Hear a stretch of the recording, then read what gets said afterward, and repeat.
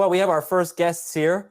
We have Brad Evans here. We have Michelle Magdziuk. We could bring them in. We will do that very shortly here. We're going to get sleepers, breakouts, and busts from them. Hey, there's Michelle. What's up, Michelle? Welcome to the show. Brad, hello. Hi. Hola! Hey, what's going on, guys? Thanks for being a part of this. Michelle is from Ball Blast. Brad Evans from Bally Sports.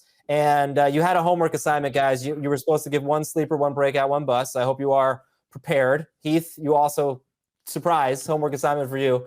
One sleeper, one breakout, one bust. Michelle, I'm going to let you kick it off. Give me a 2021 sleeper.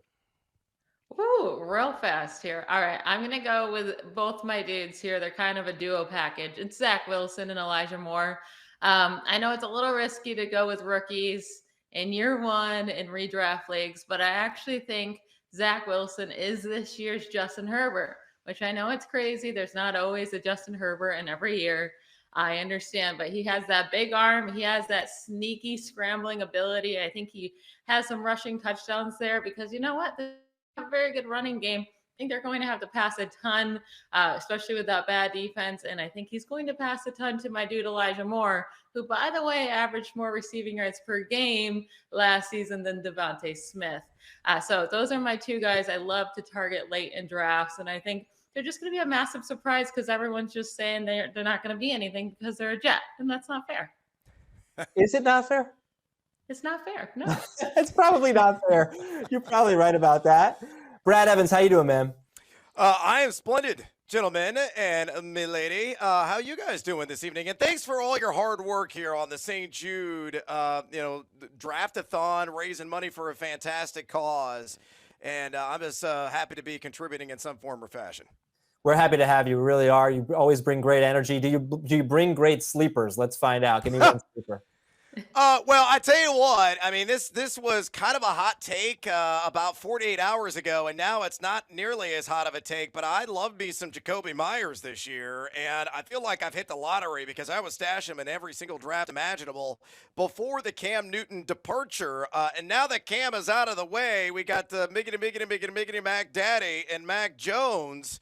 For you 90s hip-hop fans, that was a crisscross reference if you have no idea what the heck I'm talking about if you're under the age of 30. Yep. But anyway, I digress.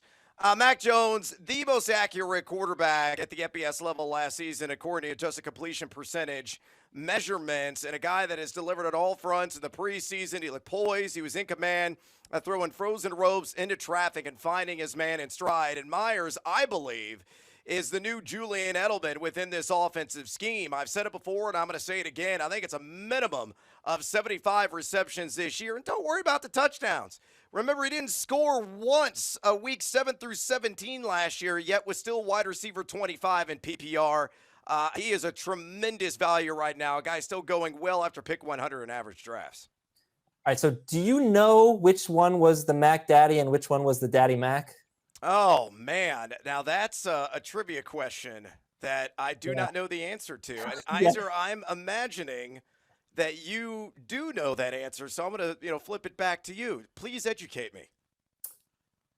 Chris was the Mac Daddy, and Cross was the Daddy Mac. Oh, look at you. Listen. Look at you. You were the one that bought the second Chris Cross album, the only one. I want you to know some very important lesson here. If anybody ever asks you, I have no idea if that's right, but you bought it, all right? Because nobody remembers. So just say it with confidence. Just say it with confidence. Nobody remembers.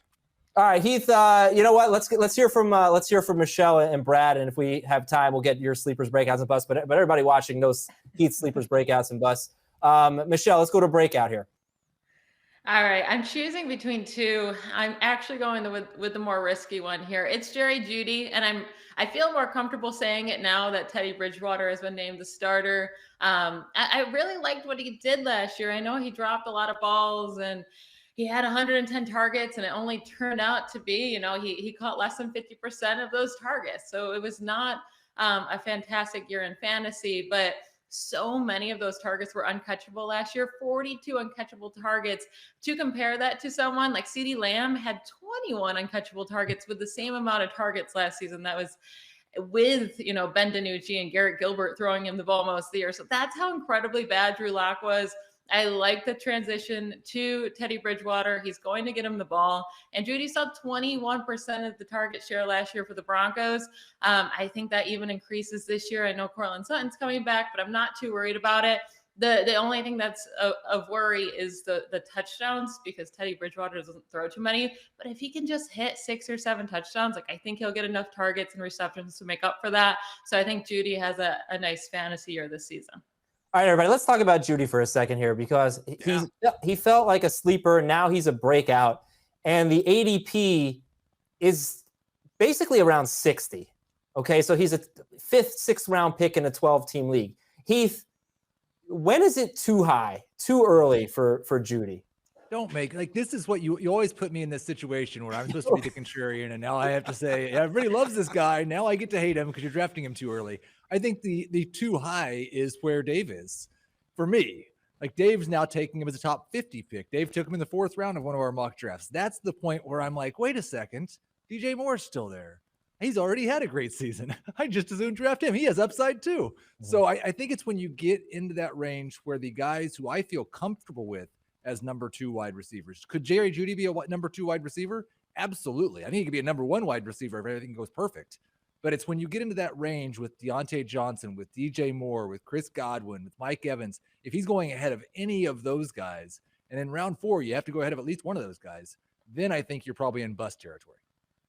At least Jerry Jeudy is not stuck with Sam Darnold, like, right? I'm okay taking Jeudy over DJ Moore, but yeah, the 4th round's too early for me to feel good about that pick. But I've been getting him, in the 6th round, and at that point, I feel much better because of his ceiling that he does have. Hey, Brad, would you rather have Jeudy in the 6th or Sutton? Let's say a round later. We'll put him in the 7th round.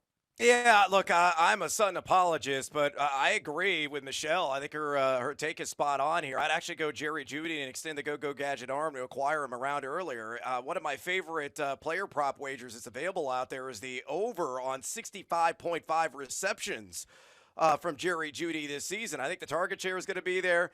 We know the guy's got routes for days. That was his calling card out of some small school. You might have heard of it in Tuscaloosa, the University of Alabama.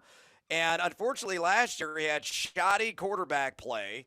He was outside the top 100 guys in catchable target rate because his quarterback stunk up the joint. And now you go to Teddy Two Gloves, who was number 3 in adjusted completion percentage.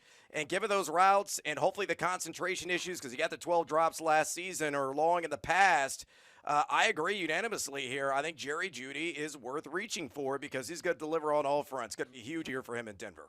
I'll still let you give your own breakout here, Brad. What do you got? Well, let's stick in the Mile High City, a place I lived in for 7 years until I decided corn, soybean, and swine was a great idea moving back to Central Illinois. I'm going to go with my guy, Juggernaut Javonte Williams. And I don't know if you saw Teddy Bridgewater's comments today. I think they're a little bit of a reach, maybe a little bit exaggerated, but comping him to a young Alvin Kamara, which I found astonishing. But, he was a healthy scratch in the final preseason tune-up. What does that mean? I guess we're going to find out week 1 for this Broncos team in New York as they take on the Giants. But his talents are otherworldly. I mean, the guy forced a missed tackle last season with the North Carolina Tar Heels. And, it's not like they're the Sisters of the Motherless Poor. I mean, that's, an ACC school 48.4% of the time. He had close to a 5.00 yak per attempt mark. He's got jukes for days as well. He's got the break tackle ability, and Melvin Gordon is getting up there long in the 2. So, I think he's this year's version of Jonathan Taylor, a guy that's going to operate in a full-blown RBBC or tandem backfield to begin the season.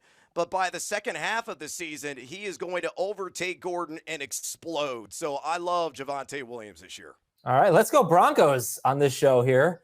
We'll get a bust in a second, but I want to tell everybody about our first giveaway, at least first giveaway of this hour. Donate in the next 5 minutes. Leave your Twitter handle. You can get a custom fantasy championship ring for your league, a Trophy Smack ring giveaway. That is right now, Trophy Smack ring giveaway. Donate in the next 5 minutes. Make sure you leave your Twitter handle so we know how to get in touch with you, and you can win yourself an awesome – look at that. Oh, my gosh. That is awesome. Nice. Yes. Bling, bling. We're going to give away so much incredible stuff tonight. So just don't go anywhere until midnight because you have amazing opportunities to get things. All right, let's do a bust here, guys. And then I have a trivia question for you. For every correct answer, we're donating $50 to St. Jude. So I'm trying to make. Oh, no pressure, Michelle, on you and I. Yeah. The way it worked out last year was we kind of donated anyway, but we'll make you get it right. All right, give me a bust. Brad, I'll start with you. Give me a bust. It's Miles Sanders for me in Philadelphia. The guy's got stone hands. You wouldn't want to trust him with the candy bowl on Halloween. I mean, he only caught 53.8% of his intended looks last season. You got Boston Scott there who's going to supplant him on pass downs. Kenneth Gainwell as well is going to play, a role here in this offense. I know the offensive line is healthy and should be much improved, but Jalen Hurts is a certifiable goal line gremlin as well. Going to steal away some of those precious and valuable looks inside the red zone. The fact that he's going at RB16 in average draft position right now, I don't know what he is in CBS leagues, but if he's somewhere inside the top 20, that is a hard fade for me. Hey, Heath, he said that Miles Sanders has stone hands. So, Heath, do you know this movie? Don't throw it to stone hands. I know that movie. I have no recollection of it right now. All right. Go on. Is this our trivia question? Is that Unnecessary Roughness? Is that what that movie is? No, it's close. It's Necessary Roughness. Oh, Necessary Roughness. That was close. No, I know that I Sid would've Bag was guessed in it. We just lost $50 in donations. Oh, to the Necessary. Close Michelle, enough. give me your 2021 bust. Mine's Kenny Golladay, which I do think the fantasy community is starting to believe as well, because I keep seeing him drop in drafts, but he's going to have to drop really far before I even consider taking him. The last full season, we saw him play. Yes, he was the wide receiver 9, but he was the wide receiver 14 in points per game. And that's with him scoring 11 touchdowns last year. And that was the only season he's ever been a top 20 fantasy wide receiver. He's never hit 120 targets in a season. He's never hit 1,200 receiving yards in a season. So that means we're going to have to depend on touchdowns and efficiency with Daniel Jones, which I want no part of. Daniel Jones threw 11 touchdowns last year. I know he threw a lot more than that in his rookie season, but I just don't want to trust Daniel Jones to get my wide receiver the ball in the end zone. And everyone wants to point to Josh Allen and Stephon Diggs. Stephon Diggs fits Josh Allen. Well, Diggs is one of the best route runners and separators in the NFL. That's not Kenny Galladay's game. So we have to trust Daniel Jones to get the ball to Kenny Golladay accurately and in the right spot, because that's what he does. He wins 50-50 balls. I want no part of that. He's going to have to drop real far for me to even consider him.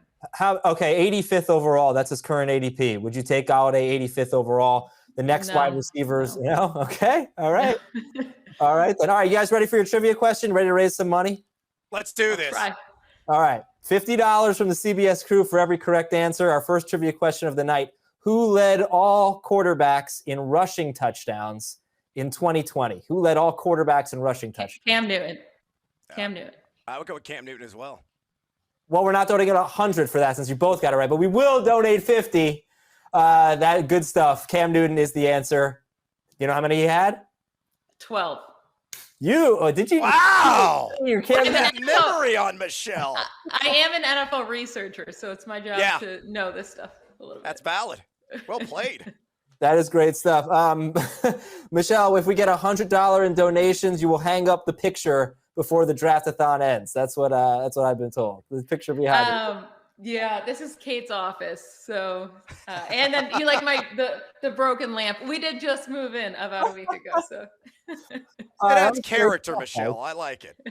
Thank you so much, Brad and Michelle. Real quick, guys, before you leave, tell us how we can follow you, Brad. You can check out my work at BallySports.com. Of course, you can follow me on Twitter at Noisy Huevos. You can always listen to me scream and yell at the people of Fantasyland, 2 to 4 p.m. Eastern. Monday through Friday on Sirius XM's Fantasy Channel on Fade the Noise. And Michelle. Yeah, you can find me on Twitter at BallBlastM, BallBlastEM. That's pretty much where I put all my work, but we do have an awesome website with a ton of amazing writers and content creators, ballblastfootball.com, and we have an awesome podcast called Ball Blast, a fantasy football podcast, and you can listen to that wherever you listen to podcasts. Thank you so much for being part of the Draft-a-thon. Yeah, thank you See so you much for having me. guys. Bye. Enjoy it. Want more of the Fantasy Football Today podcast and nonstop year-round fantasy advice? It's simple. Hit the subscribe button and hang with us all throughout the year.